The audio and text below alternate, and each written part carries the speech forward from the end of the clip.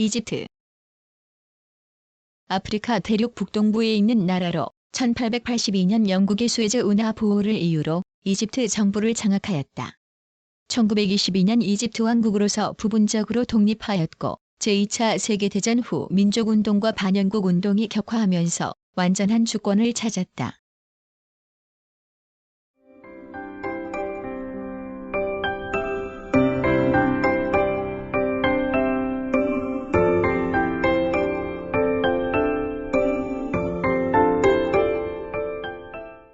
(1) 개관. 정식 명칭은 이집트 아랍공화국이다.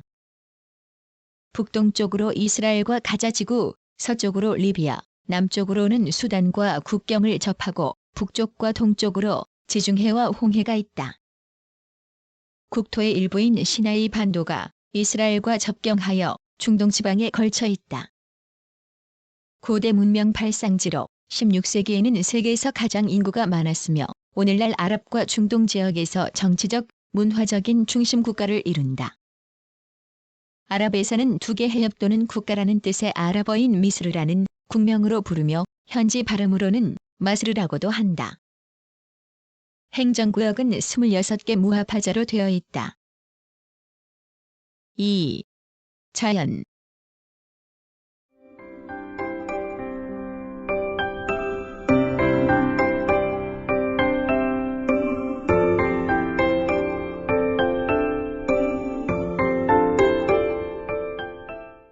(1) 지형. 이집트의 지형은 국토의 면적에 비해 단순하다. 나일강 하곡과 그 유역의 삼각주 평야, 수에즈 운하 연안, 이곳을 제외한 넓은 사막지대로 크게 구분할 수 있다. 나일강 하곡과 삼각주 평야를 형성하는 나일강은 상류의 에티오피아 고원에서 발원한 청나일과 아프리카 중동부 빅토리아호에서 발원한 백나일에 합류하여 6,671km를 흘러 지중해로 유입하는 대하천이다. 아수안 이하의 사막지대를 통과하는 외래하천으로 그 지류의 대부분이 이집트 국내에 있다. 이 하천의 상류부는 여러 군데의 급경사를 이루면서 흐른다. 아수안에서 카이로까지는 양측의 사막으로 된 절벽을 끼고 너비 3에서 25km의 좁은 지역의 충적지 가운데를 띠 대 모양의 하천이 흘러간다. 카이로에서 그 하류 일대에 걸쳐 약 24,000제곱킬로미터의 면적을 가진 대삼각주 평야가 전개된다. 이 삼각주 평야는 이 하천이 운반, 퇴적한 물질로 비옥한 충적 평야를 형성하며 퇴적층이 매우 두꺼운데 알렉산드리아에서의 시추 결과는 163m에도 기저의 안반에 달하지 못했다. 이 삼각주 평야와 나일강 하곡 평야는 곡창지대를 이루는 인구 조밀 지역이다. 하천 유수량의 조절이 어려웠던 옛날에는 하천 유수량의 연변화가 하안의 충적지에서 살고 있는 이집트인들에게 많은 위협을 가하기도 했다. 그러나 1971년 아수안 하이댐의 건설로 그 위협은 사라졌다. 아수안 남쪽으로 인공호인 나세르호가 생겨 이 인공호의 물을 이용하여 사막지방의 관계를 통한 개발을 서두르게 되었다.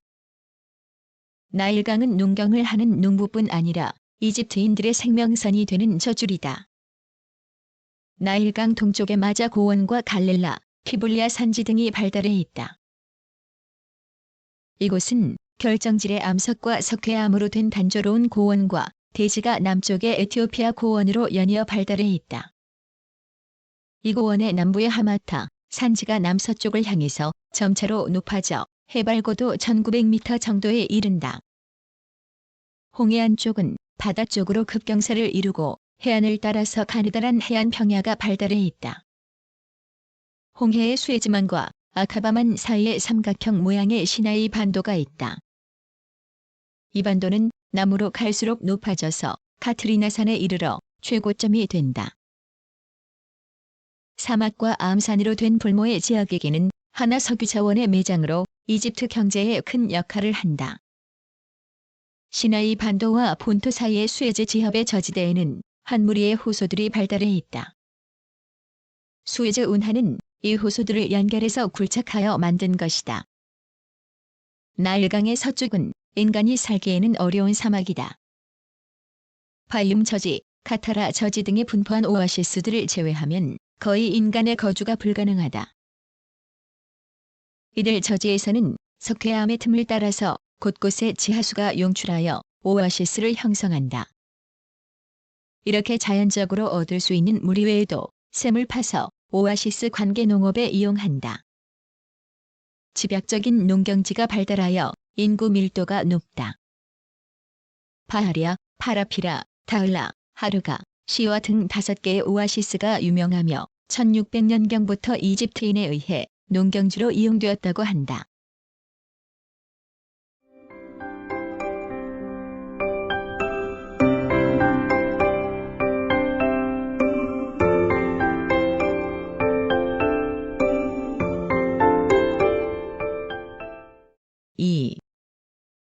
기후.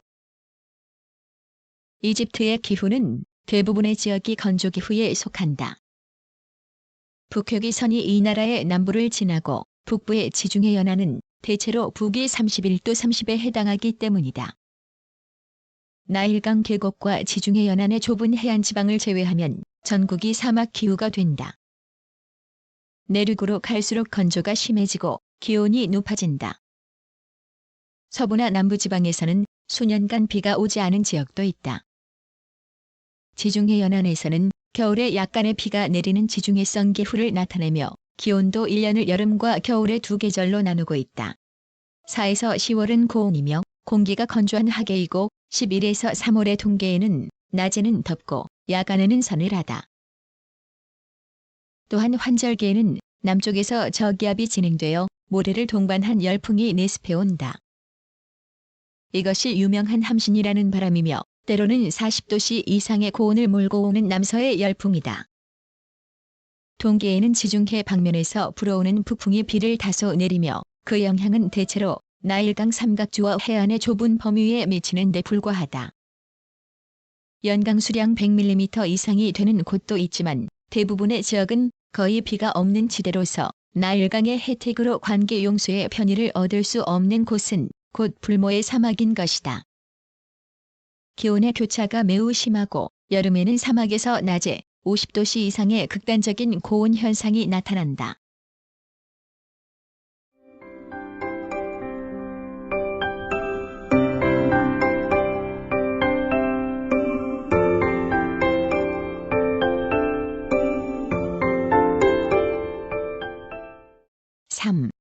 주민. 이집트 주민은 대부분 코카서스 인종인 함족에 속한다.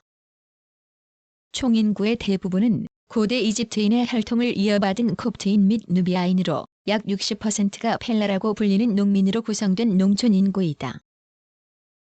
그 밖에는 수도 카이로를 포함한 도시지구의 거주민으로 아라비아 반도 및 팔레스타인의 아랍 혈통을 받은 자와 투르크, 아르메니아의 피를 이어받은 자 등이 이주한 것이다. 고대 이집트에서는 하머계의 언어가 사용되어 문서 등의 상형 문자 및 그의 초서체가 사용되었으나 고대 이집트의 멸망과 더불어 그 언어는 콥트어로서 국지적으로 존속해왔다. 9세기경에 아라비아가 정복한 이래 이집트 전국에 아랍어가 급속히 전파되어 마침내 국어가 되었다. 1964년 헌법에서도 이슬람교가 국교임을 명시하고 있는데 이슬람을 문호의 기반으로서 더욱 강조한다. 국민의 90% 이상이 이슬람교도인데 대부분이 수니파에 속하고 나머지 10%는 콥트파의 그리스도교도이다. 그 외 유대교도 등이 약간 있다.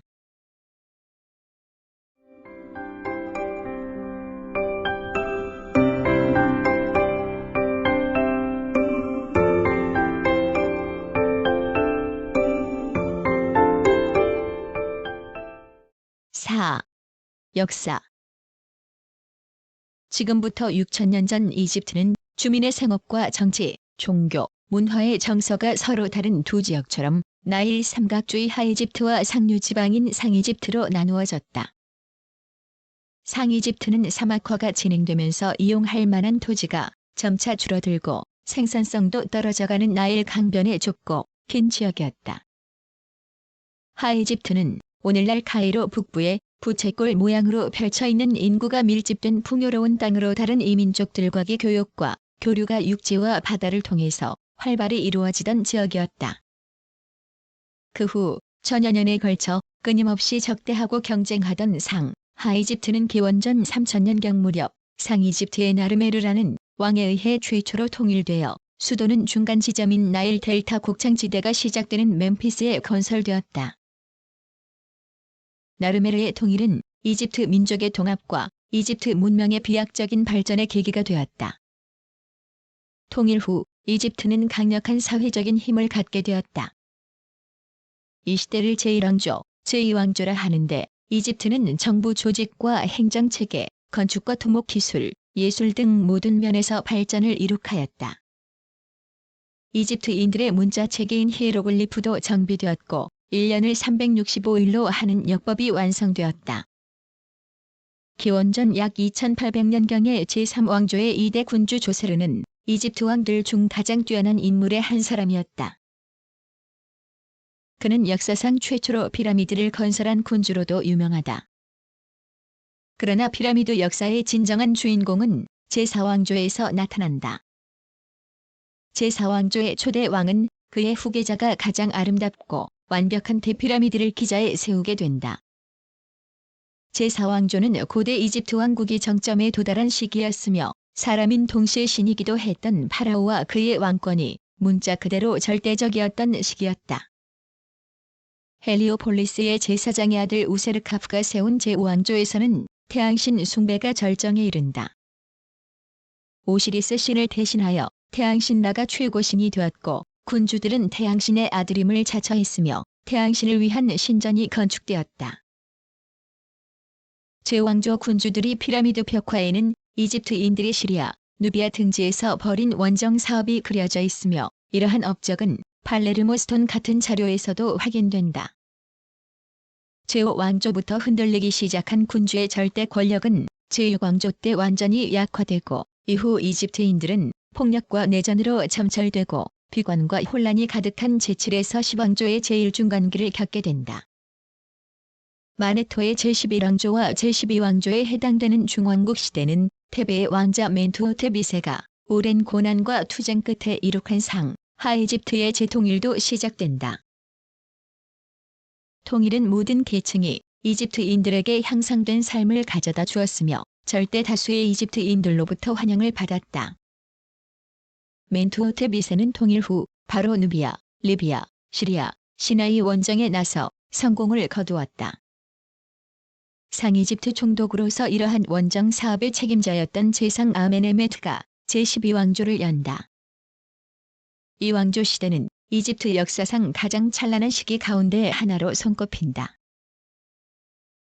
이집트 역사의 황금기라고 하는 세소스트리스 3세와 아멘에메트 3세의 재위 기간은 평화와 안정의 시기였으며 신인 동시에 인간이었던 파라오들이 인간 쪽에 더 가까워진 시기였다. 제12왕조 초기부터 번영하는 이집트는 외국인들, 주로 아시아인들을 끌어들이기 시작했으며 통상 외교의 확대로 이집트의 외래 문화와 사상이 밀려오기 시작했다. 여러 가지 원인으로 인하여 제12왕조 말부터 점차 국가의 통제권이 약화되고 나라가 분열되면서 여러 대 전부터 이집트 땅에 들어와 정착한 아시아 쪽 외국인들이 제16왕조와 제17왕조 시기에는 이집트를 지배하기에 이르렀는데 이들을 힉소스라고 부른다. 아시아인들의 지배는 이집트에 새로운 문물이 유입되는 전기가 되었다. 새로운 악기와 음악 양식, 청동세공술에서 도자기 제조, 배짜기에 이르기까지 다양한 기술 혁신이 이루어지고 새로운 품종의 곡물과 곡식이 도입된다.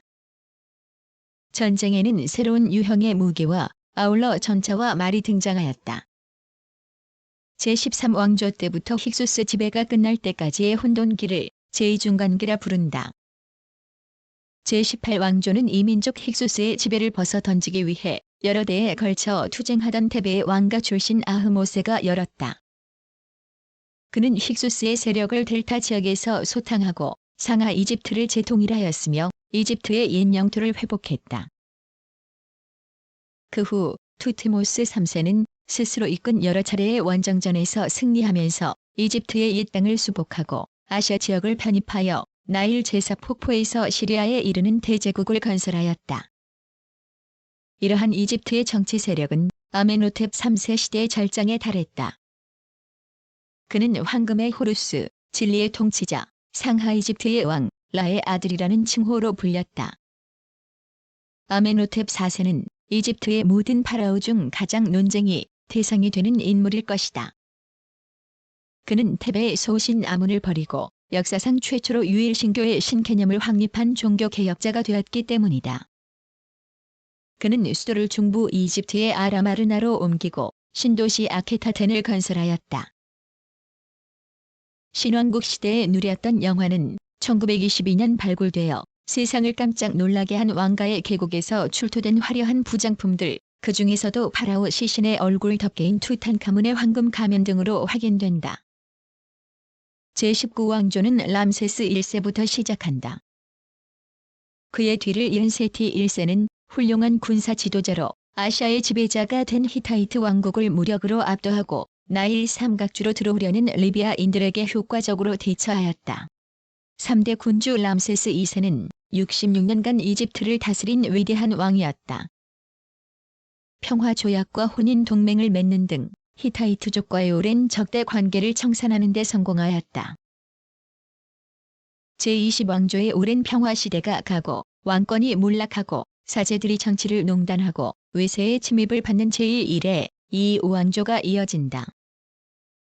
제3중간기라고 불리는 이 혼돈과 좌절의 시기에는 리비아 개군주들이 통치하고 누비아인들이 상이집트 전역과 중이집트의 멤피스까지 약탈하며 이디오피아 군주들과 아시리아인들의 지배를 받게 된다.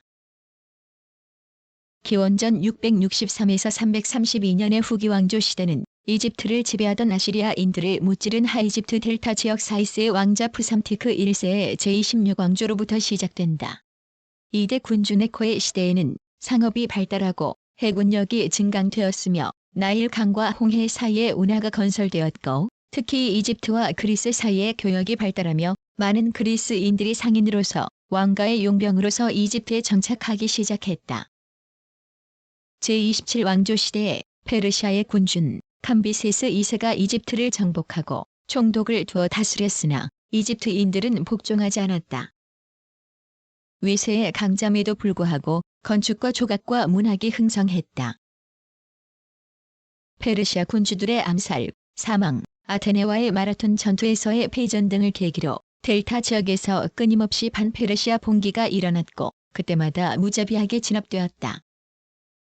제28왕조를 연 사이스 출신 아미르타우스에 의해 반페르시아 투쟁은 드디어 승리를 거두고 제29왕조 시대에는 페르시아와 그리스의 세력 균형에 힘입어 이집트가 다시 국제 무대의 일원으로 복귀할 수 있었다.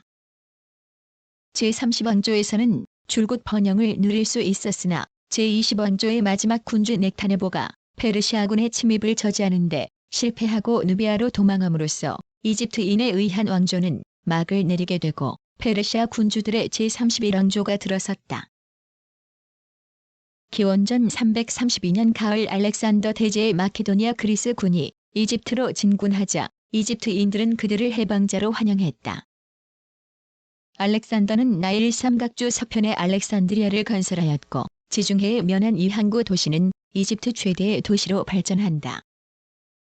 이집트 통치를 마케도니아, 그리스, 이집트인 행정관들에게 나누어 맡기고 떠난 알렉산더가 기원전 323년 바빌론에서 사망하자 이집트는 우여곡절을 거쳐 마케도니아 귀족 출신 프톨레마이오스 1세의 수중에 들어갔다. 프톨레마이오스 왕가의 권력 투쟁이 빈발하여 전성기 때 영토의 많은 부분을 상실하게 되어 마지막 100년은 로마의 보호 없이는 독립도 유지할 수 없을 만큼 약화되었다. 그러나 프톨레마이오스의 후손들은 기원전 30년 안토니우스와 연대하여 옥타비아누스와 대결하려 했던 클레오파트라 7세가 악티움 해전에서 패하고 알렉산드리아가 함락당하여 자살할 때까지 300년 이상 이집트를 다스렸다. 프톨레마이오스 왕조의 알렉산드리아는 헬레니즘 세계의 중심이었고 학문과 예술의 수준이 세계 최고인 도시였다. 야심파이고 보기 드물게 유능했던 클레오파트라 7세의 자살로 고대 이집트 시대는 막을 내리고 이집트는 로마 제국의 속주가 되었다. 로마 황제들은 이집트의 전통을 존중하였고 이시스 숭배를 비롯한 이집트 문화의 영향이 로마까지 파급되었다. 한편 기독교가 이집트로 전파된다. 기독교는 발생 초기 박해를 받았으나 콘스탄티누스 황제와 테오도시우스 황제의 보호 속에서 급격히 발전한다. 특히 테오도시우스 황제는 이집트의 모든 우상 신전을 파괴하라는 명령을 내린 바 있다. 이집트는 그리스어를 사용하는 동로마 제국의 일부가 되었고 비잔틴 제국이 기독교를 국교로 공인하자 이집트에서의 토착 종교는 거점을 점점 잃어갔다.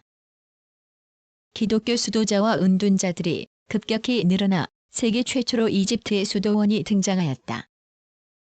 성서, 성자들과 순교자들의 삶에 대한 번역물이 주를 이루는 풍부한 콥트 문학이 이집트에서 발달했다.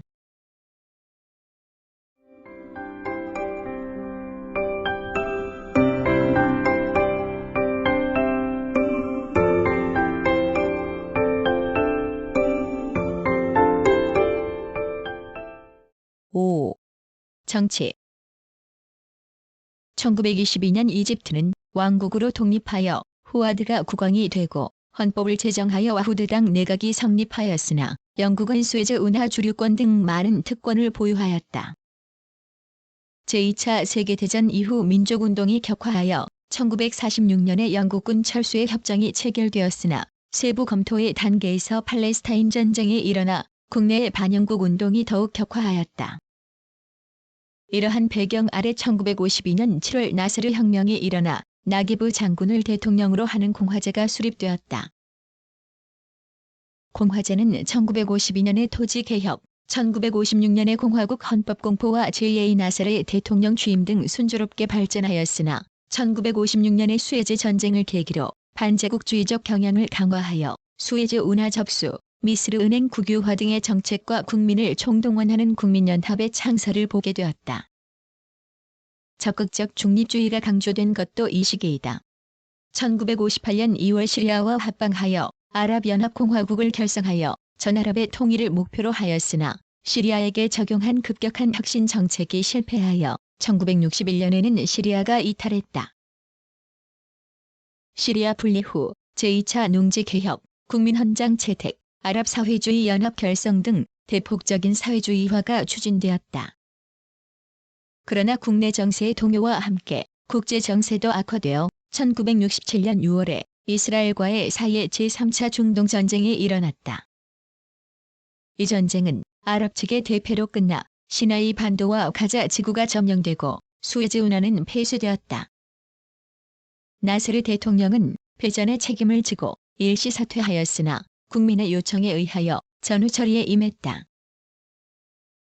이스라엘과의 화평 교섭, 국내 정치, 경제 정세의 부흥 등은 어려운 상황이었고 팔레스타인 게릴라와 요르단 정부군의 내전을 종결시키는 가이로 협정을 성립시킨 직후 나세르는 급사했다. 정치적으로는 의회 민주주의를 채택하고 있다. 1977년 6월의 법률 제정에 의하여 모든 정당들은 아랍 사회주의 동맹의 인가를 받은 정당만이 합헌 정당으로서 활동할 수 있는 법적 근거가 추인되었다. 이 법률 제정 이후 인민의회 의원의 정당별 변화가 생기게 되어 국민진보동맹은 정당 활동을 정지당하게 되었다. 나세르의 뒤를 이은 MA 사다트 대통령은 우선 나세르 노선의 계승을 주장하고 집단 지도 체제를 추진하였다. 사다트 대통령은 영구 헌법의 제정, 아스완 하이댐의 경제 건설의 이용, 소득 배증 계획 등을 실시하고 1971년 9월에 아랍공화국 연방의 결성에 의한 국명을 이집트 아랍공화국으로 변경하였다. 사다트 대통령은 미국의 중동 평화 노력에 주목하여 소련과의 유대 관계를 끊는 동시에 미국과의 복교를 실현하여 자유주의적인 경제 정책으로 전환하고 나세르주의로부터 탈피하였다. 1977년 11월 이후부터 중동 문제의 독자적 해결을 위한 사다트의 이스라엘 방문, 1978년 9월의 캠프 데이비드 협정, 1979년 3월의 이집트, 이스라엘 평화조약 체결 후 시나이 반도를 돌려받았다. 1981년 10월에 사다트는 피살되었고 그 뒤 무바라크가 대통령에 당선되었으며 3번의 연임을 거쳐 1999년 9월 26일 사선에 도전하고 있다. 헌법에 의하면 대통령 선거는 직선제가 아니며 454명으로 구성된 의회에서 단일 후보를 선출한 뒤 국민투표를 실시하여 당락을 결정하는 데 무바라로 대통령은 1999년 7월 국민민주당의 추천을 받아 단일 후보로 출마하였다. 야당은 이러한 선거 방식을 반대하고 있다.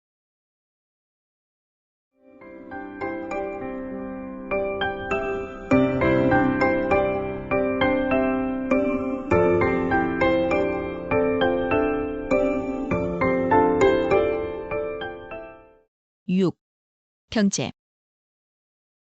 이집트의 주요 산업인 농업은 나일강 계곡과 삼각주 평야 및 몇 군데의 오아시스 주변에서 집약적으로 행해진다.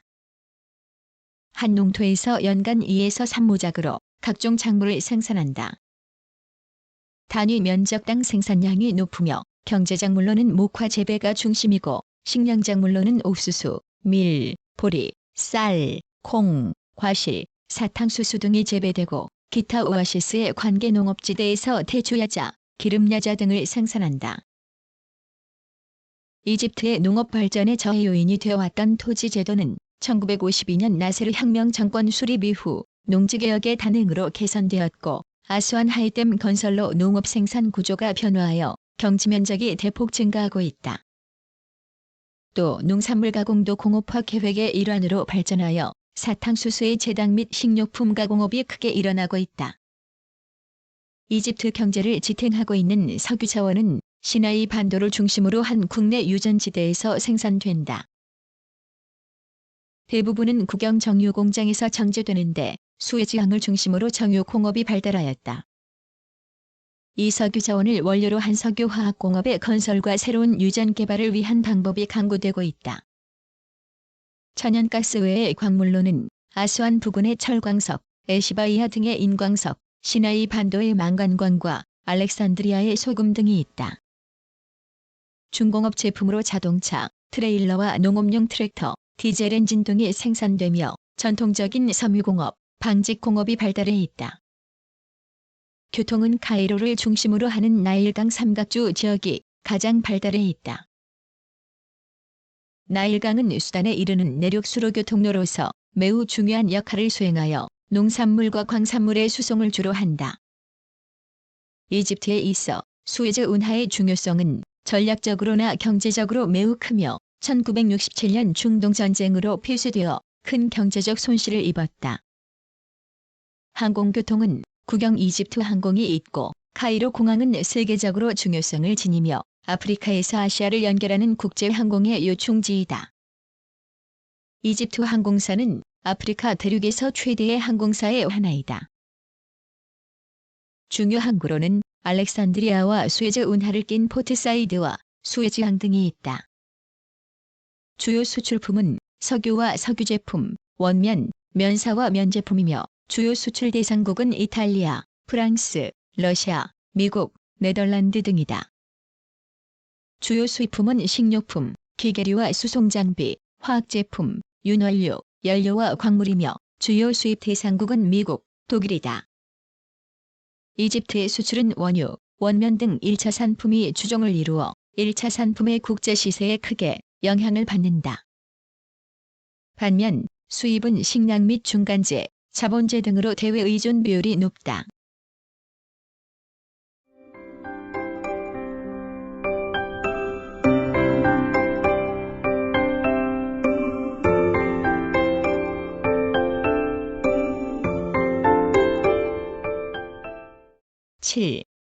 사회.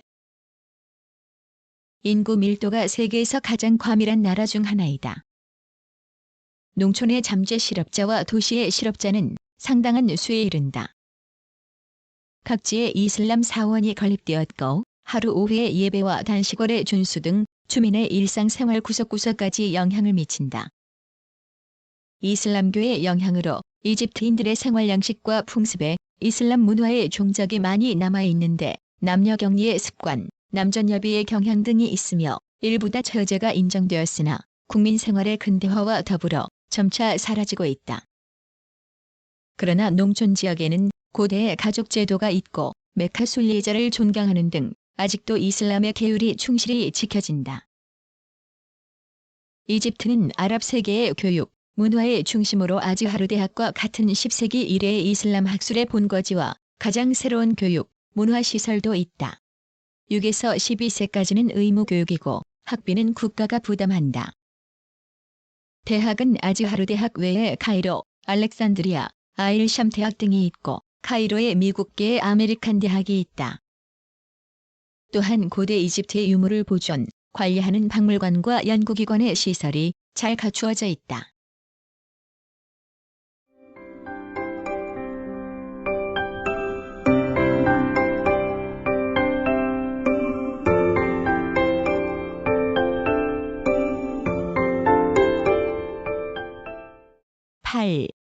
문화. 카이로 북은 룩소르 및 아스완 부근의 유적 보호와 관광자원 개발에 주력하고 있다. 유적 중 유명한 것은 피라미드이다. 이집트인은 인간은 육체와 영혼으로 이루어져 있고 양자에 분리는 죽음이지만 사자는 영혼이 머무는 곳인 시체가 멸하지 않고 공물을 받을 수 있다면 죽은 자도 저승에서 계속 산다고 믿어 피라미드를 건조했다. 시체를 미라로 만든 이유라든가 또는 사자의 영원한 집인 분묘를 정비한 이유가 모두 이러한 신앙에서 비롯된 것이었다. 피라미드는 초기 왕조 시대의 마스타바에서 발전된 것이다. 최성기는 제3에서 왕조로 피라미드 시대라 부른다. 최고의 피라미드는 사카라에 있는 제3왕조 제세르왕의 계단 피라미드로 제상 이모테프가 설계한 것이다. 피라미드를 건조하는데 가장 큰 문제는 무거운 석재를 필요한 높이까지 운반하는 점이었다. 그래서 피라미드 측면에 직각으로 경사로를 만들고 석재는 썰매로 운반하였다. 또 오벨리스크 고대 이집트 왕조 때 태양 신앙의 상징으로 세워진 기념비로 방첨탑이라고도 한다. 하나의 거대한 석재로 만들며 단면은 사각형이고 위로 올라갈수록 가늘어져 끝은 피라미드 꼴이며 태양신 신앙과 관계있다. 문화의 꽃은 언어라 할 수 있는데 고대 이집트의 상형 문자를 들 수 있다. 이집트와 메소포타미아가 서기전 3000년을 전후하여 문자를 사용하기 시작함으로써 인류 최초의 문명으로 기록되었는데 최근의 발견으로 이집트에서 먼저 상형 문자가 발명되었을 가능성이 크다. 이 내용은 다름 아닌 세금에 관계된 것이어서 최초의 문자는 역시 경제적인 필요에 의해 사용되기 시작했음을 잘 알 수 있다. 이런 고대 문화의 발달은 현대에도 이어지고 있고 라디오, 텔레비전, 신문, 잡지 등의 발달도 아랍 세계에서 가장 앞서며 문학, 미술, 무용, 연극, 영화 등의 분야에서도 전통적인 것과 현대 작품이 공존하여 활발한 활동을 전개하고 있다.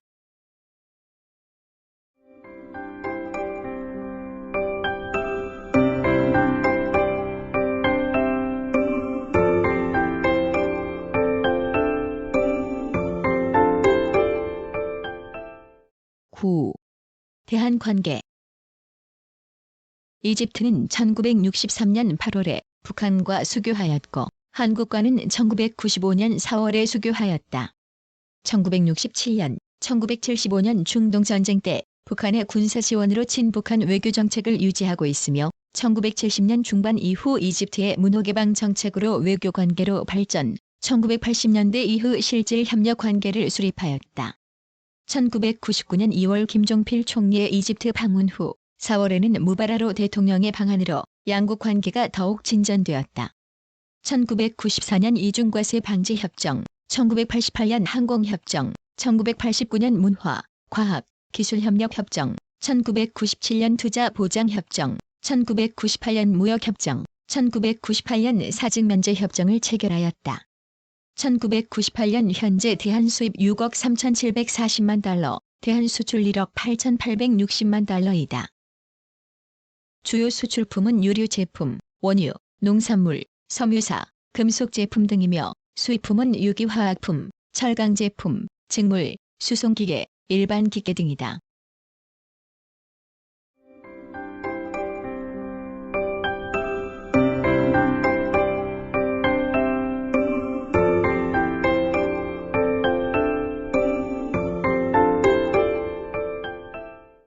구성, 나그네 구석구석 여행. 낭독, 글 읽어주는 고지혜. 들어주셔서 고맙습니다.